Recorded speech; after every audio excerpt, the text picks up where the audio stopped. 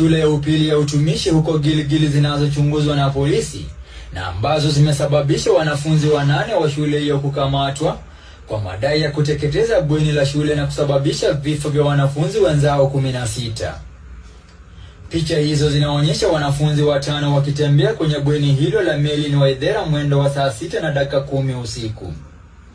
Wakati huu wenzao walikuwa wamelala wasijue kilichokuwa kikiendelea. Wanafunzi hao wanafika eneo linalotambulika kama Cube 11 na kusimama kwa muda mfupi huku wakishauriana. Mmoja wao anajaribu kuficha uso. Mkononi wamebeba champali zao.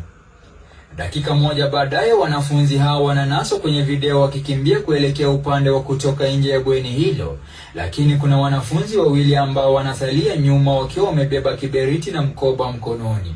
Wanafunzi hao wanawasha moto na kisha wanaondoka wakitembea bila wasiwasi wowote.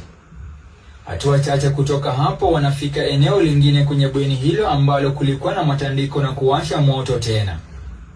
Baada ya kuhakikisha moto huo umeshika, washukiwa wanatembea na kutoka kwenye bweni hilo huku wakiwacha moto ukiendelea kusambaa huku wenzao wakiwa wamelala.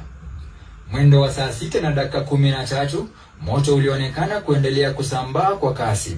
Kuna baadhi ya wanafunzi waliogutushwa kutoka kwa usingizi na wanaonekana wakikimbilia usalama wao. Katika chini ya muda wa dakika 5, moto ulikuwa umesambaa na kuwa mkubwa. Wanafunzi wanajaribu kujiokoa na kutoroka kutoka kwa bweni huku moto ukiendelea kusambaa na kuwafikia baadhi ya wanafunzi